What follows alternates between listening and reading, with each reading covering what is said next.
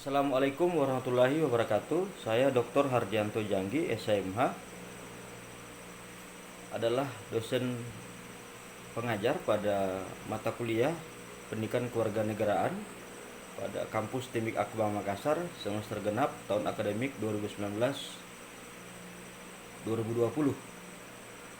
Pada kesempatan ini melalui channel YouTube ini saya akan menyampaikan itu pertemuan awal, yaitu kontrak perkuliahan pada mata kuliah Pendidikan Kewarganegaraan pada kampus Timik Akbar Makassar. Nah, selain kontrak perkuliahan, saya akan menyampaikan juga RPS mata kuliah ini, yang mana materi-materi akan kita jalani nanti sampai dengan selesainya semester genap tahun akademik 2019-2020. Pada kontrak perkuliahan ini saya akan menyampaikan beberapa hal. Yang pertama, bahwa mata pembelajaran ini adalah pembelajaran online. Maka mahasiswa yang dikatakan hadir adalah mahasiswa yang melaksanakan seluruh tahapan perkuliahan secara online sebagaimana aplikasi yang disediakan oleh dosen. Nah, oleh karena itu, mahasiswa yang berhalangan hadir, dalam hal ini izin, sakit, maupun alasan kendala jaringan, maupun tidak mempunyai paket data, itu adalah mahasiswa yang tidak hadir pada perkuliahan. Yang kedua adalah sebagaimana lazimnya dalam proses perkuliahan, adanya 4 unsur perkuliahan, 4 unsur pembelajaran, yaitu kehadiran, kemudian tugas, mid test, dan final test.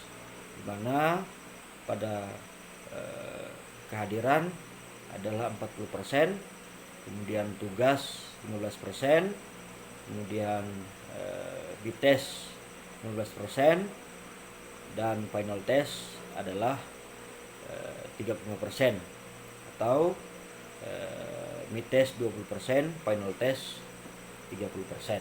Jadi pas 100%, yaitu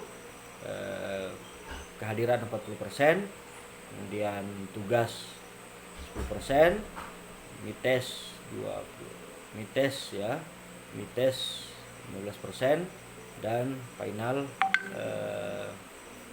35%. Jadi pas 100% ya. Kemudian saya akan menyampaikan RPS mata kuliah ini. Mata kuliah ini adalah mata kuliah yang kemudian yang dinamakan Pendidikan Kewarganegaraan.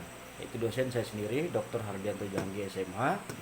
Capaian pembelajarannya adalah yang pertama, pembentukan sikap, yaitu mengembangkan sikap positif dan menampilkan perilaku yang mendukung semangat kebangsaan dan cinta tanah air, demokrasi, berkeadaban, dan kesadaran hukum serta keragaman. Yang kedua, pengetahuan mampu, yaitu menganalisis masalah kontekstual kewarganegaraan yang berkaitan dengan semangat kebangsaan dan cinta tanah air, demokrasi, keberadaban, dan kesadaran hukum serta keragaman. Yang ketiga, keterampilan umum, mampu mengambil keputusan secara tepat dalam konteks penyelesaian masalah kontekstual yang berkaitan dengan semangat kebangsaan dan cinta tanah air, demokrasi, berkeadaban, dan kesadaran hukum serta keragaman. Yang terakhir, yang keempat, keterampilan khusus, yaitu mampu mengimplementasikan nilai-nilai keislaman dan dalam konteks penyelesaian masalah, konteks yang berkaitan dengan semangat kebangsaan dan cinta tanah air, demokrasi, berkeadaban, dan kesadaran hukum serta keragaman sebagai sarjana pendidikan, sebagai sarjana teknologi ya, sebagai sarjana yang sebagaimana bidang ilmu kalian, dan nantinya akan menjadi sebuah sarjana yang dapat bermanfaat bagi masyarakat. Kemudian ya, mata kuliah ini terdiri dari 16 kali pertemuan ya, 16 kali pertemuan. Yang pertama ini adalah kontrak perkuliahan yang bagaimana saya sampaikan melalui channel YouTube ini, itu penyampaian kontrak dan penyampaian RPS. Pertemuan kedua kita akan membahas masalah filsafat Pancasila, yaitu dengan materi Pancasila sebagai sistem filsafat, Pancasila sebagai ideologi bangsa dan negara. Pertemuan ketiga yaitu tentang identitas nasional dengan submaterinya pengertian identitas nasional. Yang berikut adalah yang kedua adalah konsep bangsa Indonesia. Kemudian faktor-faktor pembentuk identitas nasional. Yang keempat adalah identitas nasional Indonesia. Pertemuan keempat, negara dan bangsa. yaitu kita akan mempelajari tentang pengertian negara, pengertian unsur-unsur negara, sifat-sifat negara, fungsi dan tujuan negara. Pertemuan kelima, Undang-Undang Dasar Negara Republik Indonesia, yaitu kita akan belajar bagaimana pengertian konstitusi, kemudian pengertian Undang-Undang Dasar Negara Republik Indonesia dan perubahannya. Yang keenam, pertemuan keenam, pengertian HAM, yaitu kita akan mempelajari tentang konsep dasar HAM, kategori HAM, prinsip pokok HAM, sejarah perkembangan HAM kaitannya dengan Undang-Undang 45. Pertemuan ketujuh, kita akan membahas tentang hak dan kewajiban negara Indonesia. Itu kita akan membahas tentang pengertian hak dan kewajiban warga negara menurut Undang-Undang 45 dan pelaksanaan hak dan kewajiban warga negara dengan Pancasila.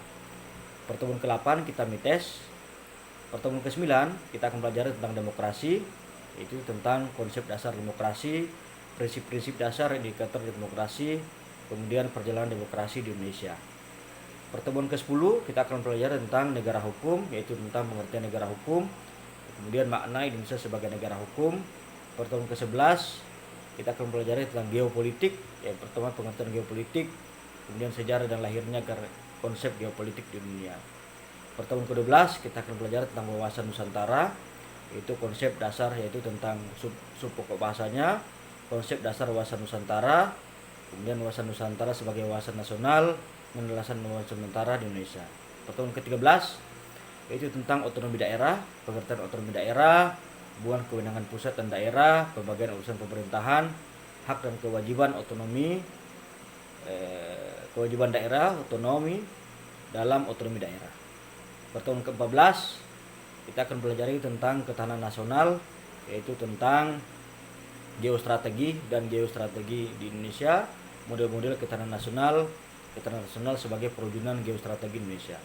Pertemuan ke-15 kita akan belajar tentang permasalahan yang ada di masyarakat saat ini. Ini kita akan bahas di pertemuan ke-15.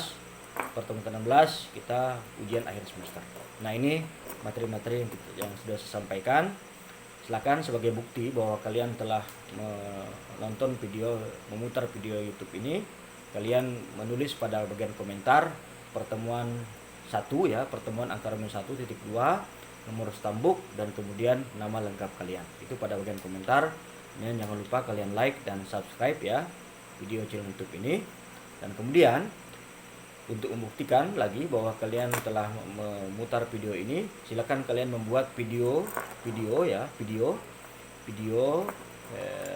tentang pertemuan tatap muka pertama ini, yang isinya adalah menyampaikan salam, kemudian menyampaikan nomor stambuk, nama mahasiswa lengkap ya, kemudian menyampaikan pada materi video kalian adalah contoh, kalian menyampaikan pertemuan ketiga tentang apa, pertemuan kelima tentang apa, pertemuan ketujuh tentang apa. Jadi dari 16 kali pertemuan kalian hanya menyampaikan, memilih 3, contoh pertemuan ketiga, pertemuan kelima, dan pertemuan ke-7, contoh begitu ya, atau memilih 1, 2, dan 3, pertemuan 1, pertemuan 2, ataupun pertemuan 3. Itu kalian buat videonya, kemudian kalian unggah di YouTube sebagai bukti bahwa kalian telah menyelesaikan video ini,